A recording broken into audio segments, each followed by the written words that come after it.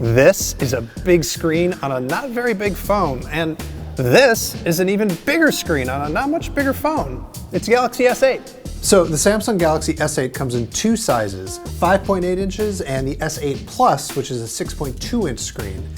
What's new here is that they're super tall because they got rid of the bezels on the top and the bottom of the phone. And now the sides are still curved like they are on like the Galaxy S7 Edge. That's just the default way that these phones come now. Samsung's now calling it an infinity display, and I don't know, the curve is fine. I'm not picking up a lot of extra little taps. It looks really sharp, and it's got, you know, HDR color if you care about that sort of thing. What's interesting is they both have the same resolution, which is 2960 by 1440.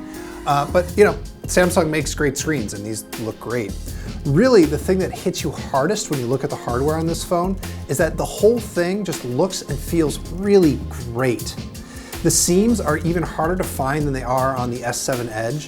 The glass just sort of melts into the sides and they don't have a camera bump on the back. This, honestly, it feels like some of the best phone hardware I've ever used. It's way better than, say, the iPhone 7. So getting rid of those bezels on the top and the bottom means they had to make some changes. So you'll notice there's no home button here on the front. It's not on the back either. What there is like a virtual home button. Samsung has added some haptic feedback. It's kind of like Force Touch on the iPhone, but it's only right here at the very bottom. And so even if you don't see a software home button, you can still press hard on that area of the screen, and that is going to take you home. If you want to unlock the phone, you actually have 3 different ways you can do it now. Well, 4. You can do your password or your pattern as usual, but there's a fingerprint sensor on the back. It is located right next to the camera, which is a little bit hard to reach and not great if you're left-handed. And it also means you're probably going to end up putting your finger on the camera sometimes, which could cause some smudges, so make sure you wipe it off before you take a picture. There's also iris scanning, which we saw on the Note 7 RIP, which is very secure. And then there's now face scanning. I don't think it's quite as secure as the iris scanning or the fingerprint sensor, but my God, is it fast. Like, look at how fast this thing unlocks. You blink and you miss it. You don't have to wait for it to scan your face at all. It just works. They're a little bit narrower than the Galaxy S7 and the S7 Edge, and they're just a little bit thicker, but not so much that you really notice it.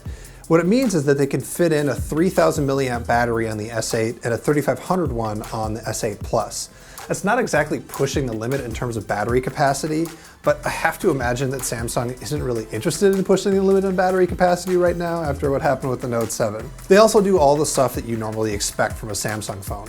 It's got IP68 waterproofing, there's 4 gigs of RAM, there's 64 gigs of onboard storage, and yes, there's expandable storage here, and yes, there is a standard 3.5mm headphone jack. One thing that Samsung didn't change is the camera. On the back, it's still a 12 megapixel sensor, although Samsung says it has improved the image processing software. We really like these cameras on the F7. I imagine they're gonna be just as good, probably a little bit better here on the S8. One thing that is new is the front-facing camera. It's now 8 megapixels and it has autofocus, which is pretty cool. When you're in the camera, you're gonna start to see one of the big things that's new in the S8. It's called Bixby and it's Samsung's intelligent agent.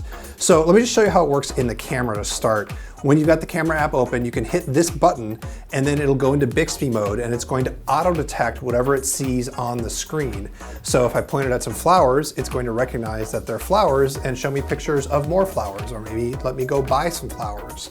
Or here I am pointing it at a watch, and although it wasn't able to figure out exactly what model of watch it was, it actually figured out it was a watch and showed me a bunch of pictures of other watches, or let me go to Amazon to buy a watch that looks like it, which is really impressive. But beyond AR stuff in the camera, what Bixby's really for is to sort of make it easier to use Samsung's own software.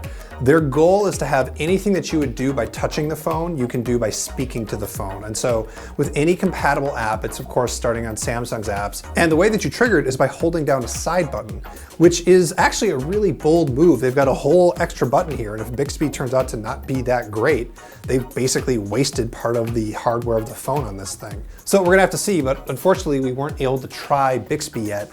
It is still, coming out when the phone comes out. They didn't have it here at the demo station. So pre-orders for the S8 and the S8 Plus begin on March 30th, and it goes on sale on April 21st. In the US, it's going to be available in 3 colors, black, gray, and silver. And I can't tell you the pricing yet because that's always up to the carrier. So you're just gonna have to go see what Verizon or AT&T or T-Mobile or Sprint are gonna charge you. For much, much, much more on everything Samsung announced today, you should check us out. We are The Verge.